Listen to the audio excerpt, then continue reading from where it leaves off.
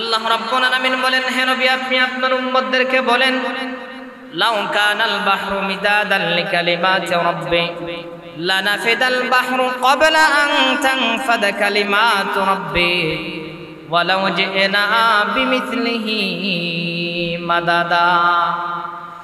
ইয়া রাসূলুল্লাহ, ইয়া হাবিবাল্লাহ, আপনার উম্মতদেরকে আপনি বলে দেন, তামাম পৃথিবীর যত পানি আছে, সাগরের পানি, নদীর পানি, খাল বিলের পানি, এক কথায় জমিনের মধ্যে যত পানি আছে ওই পানিগুলোকে যদি কালি বানানো হয়, আর তামাম পৃথিবীর সমস্ত গাছ গাছালিগুলোকে যদি কলমে যদি পরিণত করা হয়, ওই গাছ নামক কলম দিয়ে, পানি নামক কালি দিয়ে যদি আল্লাহর কালিমার ব্যাখ্যা যদি লেখা আরম্ভ হয়, অর্থাৎ কোরআনুল কারীমের ব্যাখ্যা যদি কেউ আরম্ভ করে, তাহলে তামাম পৃথিবীর সমস্ত পানি শুকিয়ে যাবে, তামাম পৃথিবীর ওই গাছ নামক সমস্ত কলমগুলো শেষ হয়ে যাবে, তথাপিও আল্লাহর কোরআনের ব্যাখ্যা লেখা শেষ হবে না। জোরে কোন সুবহানাল্লাহ।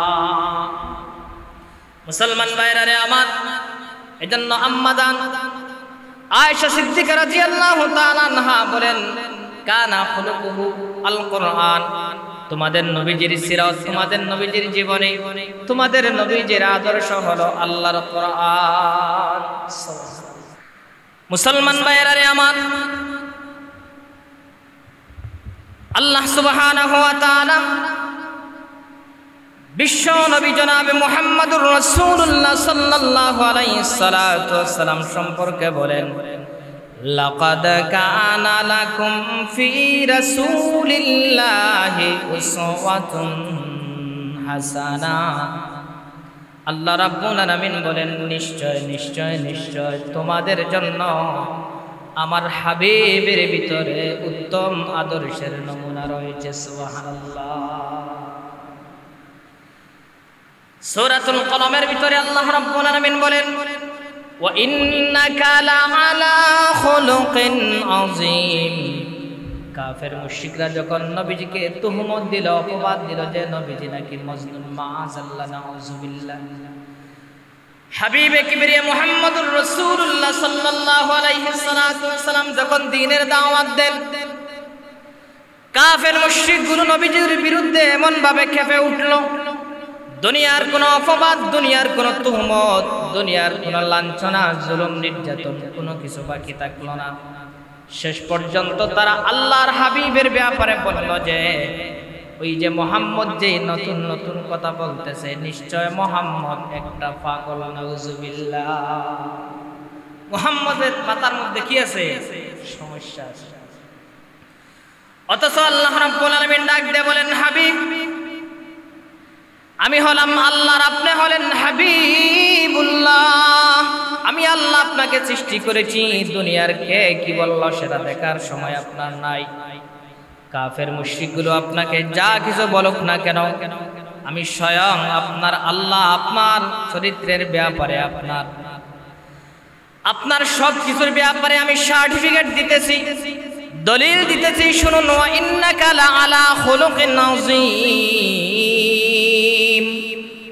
নিশ্চয় আপনি পৌত পবিত্র, আপনি পাগল হতে পারেন না, কারণ পাগলের কথাবার্তার কোনো মিল থাকে না। জোরে কোন ঠিক কিনা? থাকে না। একটা পাগলকে যদি আপনি প্রশ্ন করেন যাবেন কোথায়, বলবে সামনে যাব। আরো সামনে যাওয়ার পর আবারও যদি প্রশ্ন করেন কোথায় যাবেন, বলবে সামনে যাব। এক প্রশ্নের উত্তর আপনি যদি বারবার করেন, দেখবেন এক প্রশ্নের উত্তর সে বারবার এক রকম দিবে, কারণ পাগলের কথার মধ্যে কোনো মিল থাকে না। নবী আলাইহিস সালাতু ওয়াস সালামকে আল্লাহ রাব্বুল আলামিন বলেন, কাফের মুশরিকগুলো আপনার বিরুদ্ধে তারা যেভাবে লেলিয়ে উঠতেছে, তাদের সেলা সামুন্ডা যারা, তাদেরকে যেভাবে আপনার বিরুদ্ধে লেলিয়ে দিতেছে, আপনি মন ঘাবড়াইয়েন না, আপনি মনক্ষুণ্ণ হবেন না, আপনি চিন্তা করবেন না। আমি আল্লাহ রাব্বুল আলামিন আপনাকে হেফাজত করব। সুবহানাল্লাহ। আর তারা যে আপনাকে বলতেছে আপনি পাগল, শুনুন আমি আল্লাহ বলতেছি, ওয়া ইন্নাকা লাআলা খুলুকিন আযীম। আপনি হলেন পৌত পবিত্র এবং সবচাইতে মহান চরিত্রের অধিকারী। মুফাসসিরিনে কেরামগণ তাফসীরের কিতাবের মধ্যে বলেন যে চরিত্র হলো 3 প্রকার। কয় প্রকার? আরো যেরকম কয় প্রকার? 3 প্রকার। প্রথম নম্বর হলো হাসান, 2 নম্বর হলো আহসান, 3 নম্বর হলো আযীম।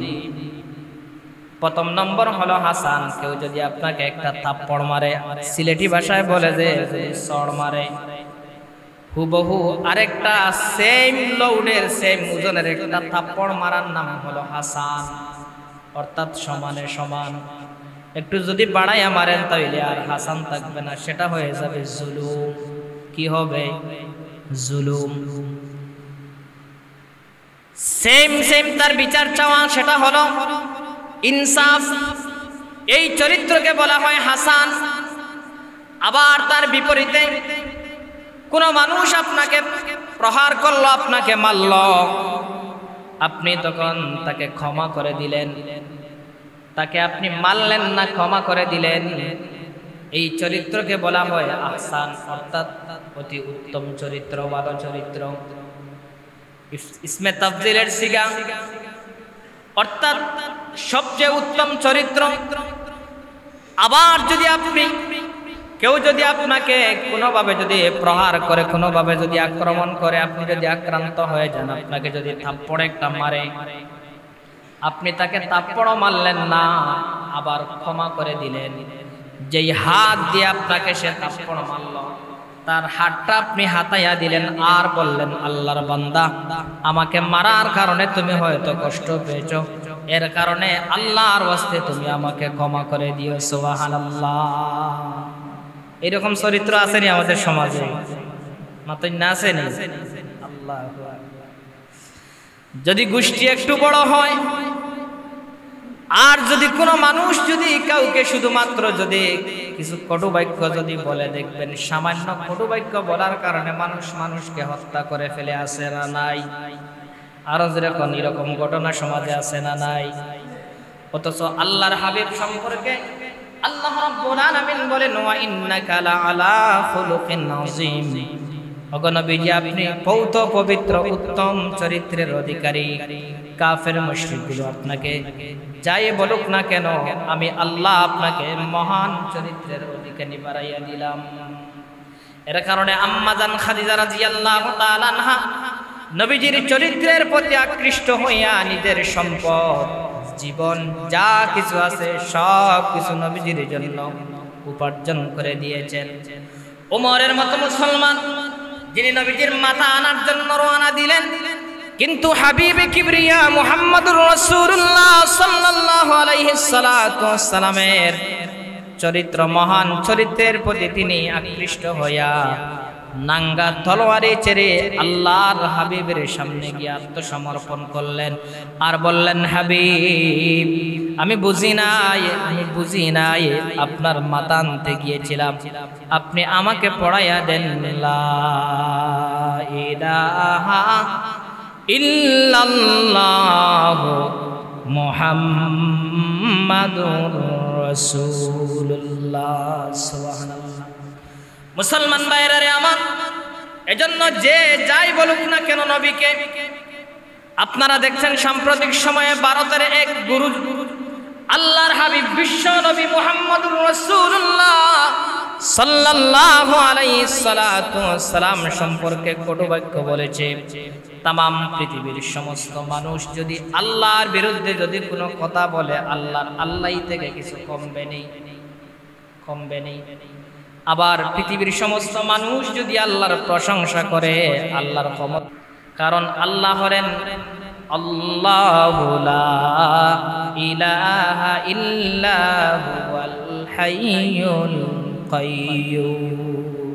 তিনি হলেন চিরঞ্জীব, যেভাবে আছেন চিরকাল ঠিক তেমনি ভাবে থাকবেন, তার কোনো লয় ক্ষয় কোনো কিছু নাই।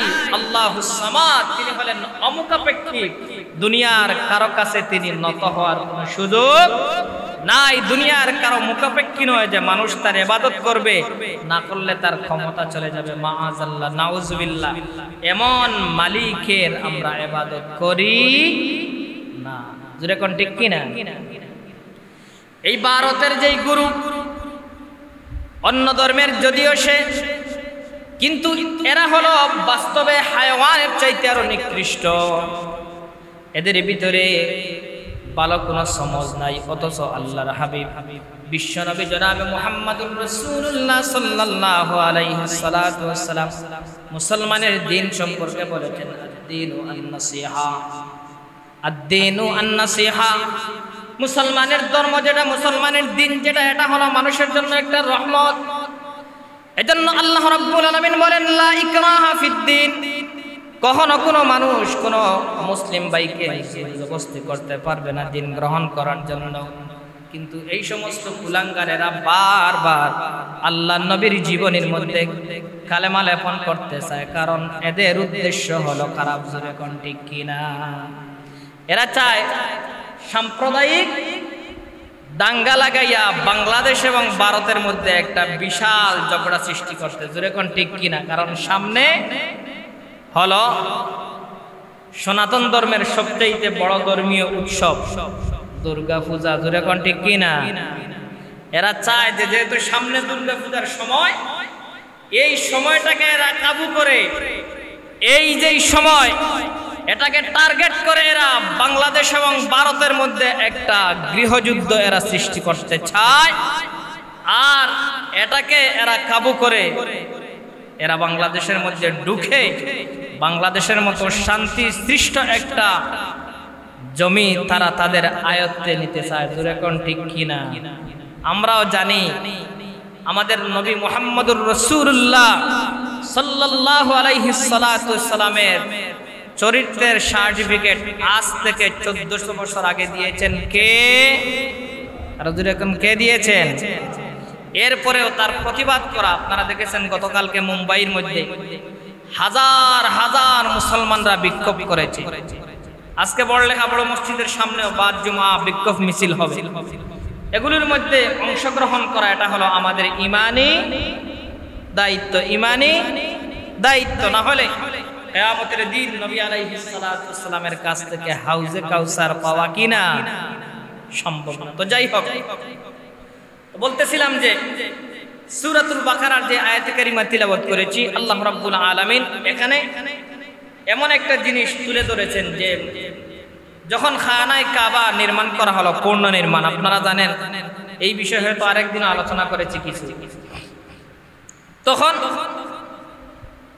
ইব্রাহিম আলাইহিস সালাতু ওয়াসসালাম উনার ছেলেকে নিয়ে যখন কাজ কাম শেষ করলেন, শেষ করার পরে তিনি আল্লাহ রাব্বুল আলামিনের কাছে দোয়া করেছিলেন وَإِذْ يَرْفَعُ إِبْرَاهِيمُ الْقَوَاعِدَ مِنَ الْبَيْتِ وَإِسْمَاعِيلُ رَبَّنَا تَقَبَّلْ مِنَّا إِنَّكَ أَنْتَ السَّمِيعُ الْعَلِيمُ। স্মরণ করো সেই দিনের কথা যখন পয়গম্বর ইব্রাহিম এবং ইসমাইল তারা দুইজন খানায়ে কাবা পুনর্নির্মাণ করলেন এবং আল্লাহর কাছে দোয়া চাইলেন, দোয়া করলেন যে আল্লাহ আমাদের এই মেহনত, আমাদের এই কষ্ট, আমাদের এই খেদমতকে আপনি কবুল করেন। সুবহানাল্লাহ। রব্বানা ওয়াজআলনা মুসলিমাইন লাকা ওয়া মিন যুররিয়াতিনা উম্মাতান মুসলিমাতান লাক, এবং আমাদের জন্য একজন মুসলিম প্রতিনিধি আপনি পাঠান যিনি মুসলমানদেরকে শাসন করবেন, মুসলমানদের নেতা হবেন। ওয়া আরিনা মানাসিকানা ওয়া তুব আলাইনা ইন্নাকা আনতাত তাওয়াবুর রহিম, এবং আপনি আমাদের উপর রহমত নাযিল করেন। শেষের আয়াতের মধ্যে বলেন রব্বানা ওয়া বা'আস ফীহিম রাসূলাম মিনহুম ইয়াতলু আলাইহিম আয়াতিক ওয়া ইউআল্লিমুহুমুল কিতাবা ওয়াল হিকমাতা ওয়া ইউযাক্কিহিম ইন্নাকা আনতাল আজিজুল হাকীম। এই দোয়া করলেন ইব্রাহিম ইসমাইলকে নিয়ে যে আমাদের মধ্য থেকে একজন রসুল আপনি পাঠান ওই মক্কাবাসীর জন্য, ওই খানায়ে কাবার আশপাশে যারা আছে, যারা এই মসজিদে ইবাদত করবে, এদের হেদায়েতের জন্য আপনি একজন রসুল পাঠান। ইয়াতলু আলাইহিম আয়াতি, যিনি সর্বপ্রথম কাজ হলো, যার মিশন হলো কুরআনুল কারীম তিলাওয়াত করবেন। সুবহানাল্লাহ। ইয়াতলু আলাইহিম আয়াতি ওয়া ইউআল্লিমুহুমুল কিতাব, সাথে সাথে কিতাবের তালিম দিবেন। ইয়াতলু আলাইহিম আয়াতিক, কোরআনুল কারীম তিলাওয়াত করবেন। আবার কিতাব আবার কোনটা? তার মানা হলো জাগতিক শিক্ষা যিনি দিবেন। বলুন তো, নবীজি যদিও দুনিয়ার কোনো ইউনিভার্সিটিতে লেখাপড়া করেন নাই, কিন্তু বর্তমান সময়ের দার্শনিক গবেষক যারা আছে, বৈজ্ঞানিক যারা আছে, যা বাহির করতেছে এখনো পর্যন্ত সব আমার রাসূলের ভবিষ্যৎবাণী থেকে বাহির করতেছে। জোরে কোন ঠিক কিনা? এর কারণে দুনিয়ার দার্শনিক আর গবেষকের জ্ঞান যেখানে শেষ, সেখান থেকে মুহাম্মদুর রাসূলুল্লাহ জোরে কোন সাল্লাল্লাহু আলাইহি ওয়াসাল্লাম এর গবেষণা, এর জ্ঞান সেখান থেকে আরম্ভ। সুবহানাল্লাহ। কারণ তার সম্পর্ক কার সাথে? যেরকম কার সাথে? আল্লাহর সাথে। আমরা তো হয়তো প্লেন নিয়ে, বিভিন্ন যন্ত্রপাতি নিয়ে আমরা আকাশের নিচ পর্যন্ত থাকি, এখনো পর্যন্ত তো কেউ আকাশের উপরে উঠতে পারেনি, উঠছে নি কেউ।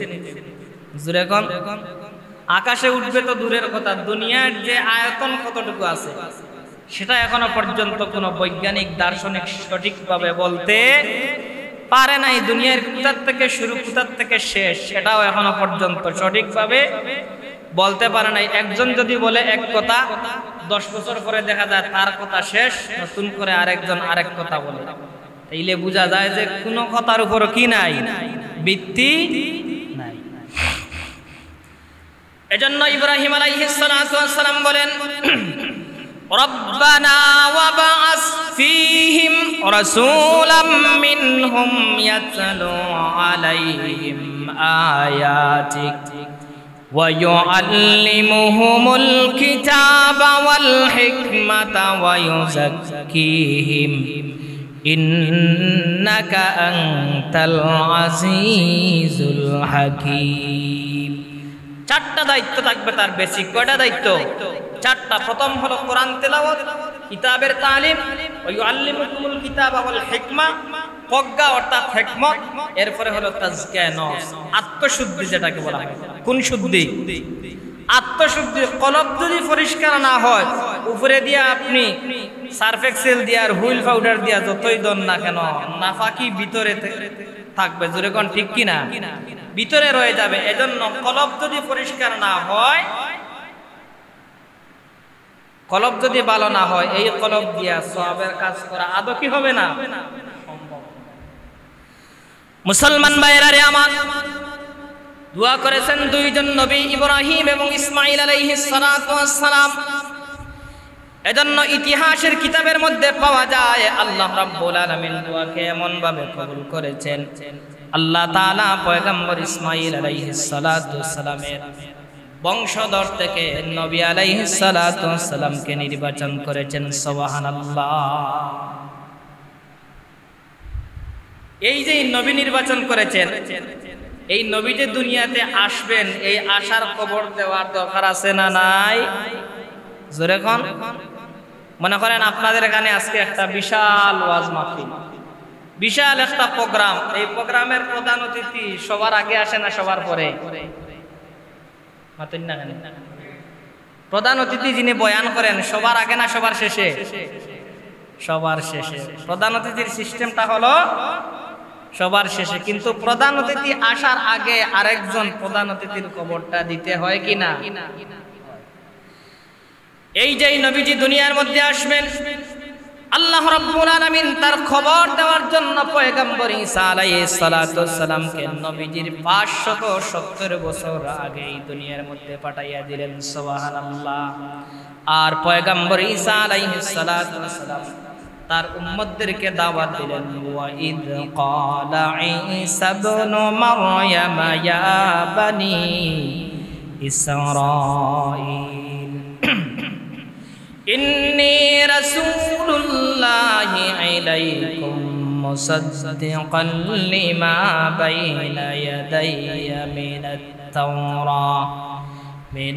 তাওরাতি ওয়া মুবাশশিরাম বিরাসূলি ইয়াতি মিন বা'দি ইসমুহু আহমদ فلما جاءهم بالبينات قالوا هذا سحر مبين সুবহানাল্লাহ। পয়গম্বর ঈসা আলাইহিস সালাতু ওয়াস সালাম বলেন, ওয়াইদ ক্বালা ঈসা ইবনে মারইয়াম, স্মরণ করো ওই ঈসা আলাইহিস সালাতু ওয়াস সালামের কথা, ইন্নী রাসূলুল্লাহি ইলাইকুম মুসাদ্দিকান লিমা বাইনা ইয়াদাইয়া মিনাত তাওরাত।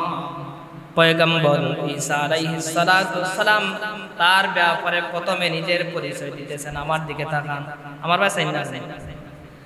ঈসা আলাইহিস সালাতু ওয়াস সালাম বলতেছেন, ইন্নী রাসূলুল্লাহি, নিশ্চয় আমি হলাম একজন কার রাসূল, মাতেন না কার রাসূল, আমি হলাম আল্লাহর রাসূল। কারণ খবরদাতা যদি একজন ভালো মানুষ না হয় তাহলে তার খবর মানুষ বিশ্বাস করে না। এখন ঠিক কিনা? যে নিউজ দে, সংবাদ যে দে, সে যদি সত্যিকারের সৎ মানুষ না হয়, সত্যবাদী যদি না হয়, ভালো মানুষ যদি না হয়, তাহলে সহজে মানুষ এর কথা কি করে না, বিশ্বাস করে না। এখন ঠিক কিনা? মানুষ বলবে না আরে এর কথা বাদ দে, এ বেশি বেশি কি করে। কারণে খবর মানুষ যে গ্রহণ করে, সংবাদ মানুষ যে গ্রহণ করে, দেখবেন বাংলাদেশের সব চ্যানেলের খবরও মানুষ কি করে না, বিশ্বাস করে না। বিশেষ করে অনলাইনের যে ফেসবুক যেটা আছে, ফেসবুকের দেখবেন অনেক মিথ্যা খবর আছে, যেগুলো মানুষ নিজের পক্ষ থেকে ছড়িয়ে দেয়। এর কারণে মানুষ ফেসবুকের উপর এত নির্ভরশীল হয় না এবং তার খবরও মানুষ সবসময় বিশ্বাস করে না। এর কারণে পয়গম্বর ঈসা আলাইহিস সালাতু ওয়াস সালাম প্রথম নিজের পরিচয় দিতেছেন যে ইন্নী রাসূলুল্লাহি ইলাইকুম মুসাদ্দিকান লিমা বাইনা ইয়াদাইয়া, আমি হলাম তোমাদের মধ্যে আল্লাহর পক্ষ থেকে একজন কি রাসূল, আর আমার পরে যিনি সত্য এবং হকের দাওয়াত নিয়ে আসবেন তিনি হলেন মুহাম্মাদুর রাসূলুল্লাহ সাল্লাল্লাহু আলাইহি সাল্লাম। যদিও এখানে তার নাম সরাসরি নাই, কিন্তু নবীজি এক হাদিসের মধ্যে বলেন,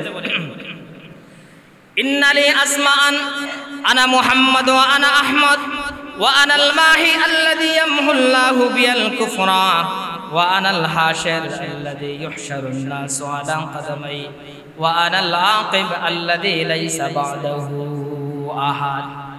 মুসলমান ভাইরা আমার, নবীজি বলেন ইন্নালি আসমান, নিশ্চয় আমার কতগুলো নাম আছে। এর মধ্যে থেকে আমরা যারা সাধারণ মুসলমান বেশিরভাগ আমরা মুহাম্মদ নামটা জানি, জুড়ে কোন ঠিক কিনা? মুহাম্মদ সাল্লাল্লাহু আলাইহি সাল্লাম বলেন না না, আমার আরো কিছু নাম আছে না নাই? জুড়ে কোন আছে না নাই?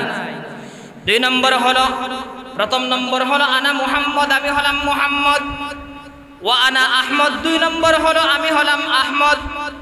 ঈসা আলাইহিস সালাতু ওয়াস সালাম বলেন ইন্নী রাসূলুল্লাহি ইলাইকুম মুসাদ্দিকান লিমা বাইনা ইয়াদাইয়া মিনাত তাওরাতি ওয়া মুবাশশিরান বিরাসূলিন ইয়াতি মিন বা'দি ইসমুহু আহমদ।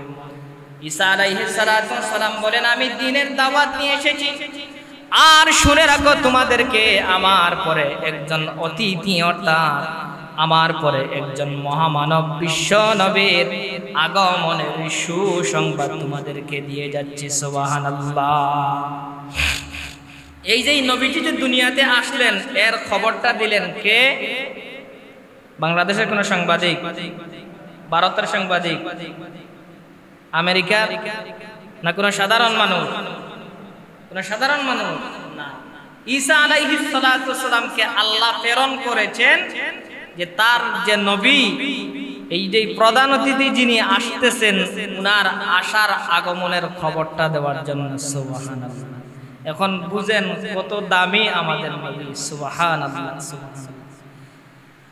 ঈসা আলাইহিস সালাতু ওয়াস সালাম বলেন ওয়া মুবাশশিরাম বিরাসূলি ইয়াতি মিন বা'দি ইসমুহু আহমদ। নবীজি বলেন আনা আহমদ, আমি হলাম আহমদ। ঈসা আলাইহিস সালাতু ওয়াস সালাম বলেন তোমাদের মধ্যে যেই নবী আসবেন ওই নবীর নাম হবে আহমদ। সুবহানাল্লাহ। এটাকে কেন্দ্র করে গোলাম আহমদ কাদিয়ানী কয় ঈসা আলাইহিস সালাতু ওয়াস সালাম যে ভবিষ্যৎবাণী দিয়া গেছেন, যে সুসংবাদ দিয়া গেছেন মুহাম্মদুর রাসূলুল্লাহর নামে নয়, আমি গোলাম আহমদ কাদিয়ানী আমার নাম বলেছেন, নাউজুবিল্লাহ। এর কারণে আল্লাহ বলেন মিথ্যা নবী দাবি করছিলে, পায়খানার মধ্যে গিয়ে মৃত্যুবরণ করছে, নাউজুবিল্লাহ। কাম হইছে নি না? যেভাবে দাবি করছে আল্লাহ তাআলা দাবি অনুযায়ী ফয়লটার মধ্যে তার মৃত্যু দিয়েছেন, নাউজুবিল্লাহ। আল্লাহ রাব্বুল আলামিন বলেন নবী সম্পর্কে, লাকাদ মান্নাল্লাহু আলাল মুমিনিনা ইয বা'আসা ফীহিম রাসূলা। লাকাদ মান্নাল্লাহু আলাল মুমিনিনা ইয বা'আসা ফীহিম রাসূলা। আল্লাহ বলেন নিশ্চয় নিশ্চয় আমি আল্লাহ সুবহানাহু ওয়া তাআলা তোমাদের মধ্য থেকে একজন রাসূল পাঠিয়ে তোমাদের উপর সবচেয়ে বড় ইহসান করেছে এবং নিয়ামত দিয়েছে, সুবহানাল্লাহ। এর কারণে দিনের যা কিছু আমরা পেয়েছি সবচেয়ে বড় নিয়ামত হলো মুহাম্মাদুর, জোরে কোন মুহাম্মাদুর রাসূলুল্লাহ সাল্লাল্লাহু আলাইহি ওয়াসাল্লাম। দেখেন আল্লাহ রাব্বুল আলামিন যে এই তার হাবিবকে যে দুনিয়ার মধ্যে দিয়েছেন, ইব্রাহিম আলাইহিস সালাম যে দোয়া করেছেন, ইসমাইলের 41তম অথবা 44তম বংশধর থেকে আল্লাহ তাআলা মুহাম্মদুর রাসূলুল্লাহকে নির্বাচন করেছেন। ইসমাইল আলাইহিস সালামকে যে ইব্রাহিম আলাইহিস সালামের দোয়া আল্লাহ এমন ভাবে কবুল করেছেন, উনারকে একজন সন্তান দিয়েছেন ইসমাইল জবিউল্লাহ, আর তার দুয়ার ফসল হিসাবে আল্লাহ তাআলা নবী দিয়েছেন মুহাম্মাদুর রাসূলুল্লাহ। এবং ইসমাইল আলাইহিস সালামকে আল্লাহ দিয়েছেন জমজমওয়ালা বানাইয়া, কি ওয়ালা? জমজমওয়ালা। আর মুহাম্মাদুর রাসূলুল্লাহকে আল্লাহ দিয়েছেন কাউসারওয়ালা বানাইয়া, সুবহানাল্লাহ। নামে নামে কাজে কাজে মিল আছে না নাই? এরপরে ইতিহাসের কিতাবের মধ্যে পাওয়া যায় যে ইসমাইল যে শব্দটা, এটা দুইটা বাক্য নিয়ে, ইসমাইল যে শব্দ যেটা এর মধ্যে কি আছে? দুইটা পার্ট আছে, দুইটা বাক্য আছে। একটা হলো ইসমুন, আরেকটা হলো ইল। ইসমুন শব্দের অর্থ হলো সোনা, ইসিম অর্থ কি? এক অর্থ হলো নাম। আর এখানে যে ইসমুন যেটা, কারণ হামজা সিন মিম, ইসমুন এক অর্থ হলো কি? নাম। আর এখানে যে ইসমাইল যেটা, ইসমা অর্থাৎ সিন মিম আইন যেটা, আর সামউ মানা হলো শোনা। এখানে যে ইসিম ইসমাইলের যে প্রথম যে বাক্য যেটা, এর অর্থ হলো শোনা, আর ইল শব্দের অর্থ হলো ইলা। এর দুইটা একত্র করলে তার অর্থ হয় হে ইলা তুমি শুনো, হে ইলা তুমি শুনো। বাবা এবং ছেলে যে আল্লাহর কাছে দোয়া করেছেন, আল্লাহ তাআলা কিভাবে দোয়াটা কবুল করেছেন, লম্বা ইতিহাস। আল্লাহ তাআলা তাকে যেই নগরীর মধ্যে দিয়েছেন, যেই জায়গার মধ্যে দিয়েছেন জাজিরাতুল আরব, সব দিকে শুধু পানি আর পানি, কিন্তু মুহাম্মদুর রাসূলুল্লাহ যেখানে জন্মগ্রহণ করেছেন সেই জায়গার মধ্যে বালু এবং সেই জায়গার মধ্যে মাটি। আল্লাহ তাআলা কত সুন্দরভাবে নির্বাচন করেছেন। শুধু তা নয়, নবী আলাইহিস সালাতু ওয়াস সালামের যে বংশধর যেটা ছিল, দুনিয়ার মধ্যে যত গোষ্ঠী আছে, কুরাইশ যেই বংশ, এই বংশটা হলো সবচেয়ে উত্তম। কারশুন, কুরাইশ হলো কারশুন থেকে, যার অর্থ হলো কুরাইশ। কারশুন শব্দের অর্থ হলো যেটা নড়ে সড়ে না, নড়ে সড়ে না। এরপরে নবীজির আরো অনেক শান, অনেক মান মর্যাদা আছে, এগুলো সামান্য সময়ে আলোচনা করা কিনা সম্ভব না। বিশেষ করে আমরা সব জায়গার মধ্যে এখন নবী আলাইহিস সালাতু ওয়াস সালামের সিরাত নিয়ে আলোচনা করা হয়, কিন্তু দুঃখজনক হলো আমরা কেউ এখান থেকে কোনো শিক্ষা, কোনো ইবরত হাসিল করতে পারি নাই। আমাদের সকলের উচিত হলো আমরা নবী আলাইহিস সালাতু ওয়াস সালামের সুরত তো ধরা সম্ভব না, সম্ভব নেই। এই সিরাত তো ধরা সম্ভব না, কিন্তু সুরত ধরা কি আছে? সম্ভব আছে, আছে না নাই? নবীজির যেই দাড়ি ছিল, নবীজি যেভাবে লম্বা জামা পরিধান করতেন, নবীজি যেভাবে আতর সুগন্ধি ব্যবহার করতেন, নবীজি সবসময় পাক পবিত্র থাকতেন, পাক পবিত্রকে কি করতেন? ভালোবাসতেন। এই নবীজির যে এই সমস্ত জিনিসগুলো আমরা অভ্যাস করা সম্ভব আছে না নাই? যেরকম আছে না নাই? এর কারণে মুহতারাম হাজিরিন, সব সময় আমরা নবী আলাইহিস সালাতু ওয়াসসালামের সিরাতের উপর আমরা চলার চেষ্টা করব। আল্লাহ রাব্বুল আলামিন যেন আমাদেরকে তৌফিক দান করেন। বিশেষ করে আজকের এই জুমার নামাজে সিলেট থেকে একটা মিডিয়া এসেছে, আইসিবি, হয়তো আপনারা অনেকে চিনেন, অনেকে চিনেন না। আল্লাহর বান্দার বাড়ি হলো কুমিল্লা, উনি সিলেট থেকে এসেছেন। উনাকে আমাদের এই মহল্লা থেকে, মসজিদ পরিচালনা কমিটির পক্ষ থেকে উনাদের এই মিডিয়ার প্রতি আন্তরিক মুবারকবাদ ও অভিনন্দন। আল্লাহ তাআলা যেন এই সমস্ত মিডিয়াগুলোকে দ্বীনের জন্য কবুল করেন, আল্লাহর বান্দাকে যেন আল্লাহ তাআলা উত্তম বিনিময় দান করেন। আমিন ওয়া আখিরি দাওয়ানা আলহামদুলিল্লাহি রাব্বিল আলামিন। আসসালামু আলাইকুম ওয়া রাহমাতুল্লাহি ওয়া বারাকাতুহু।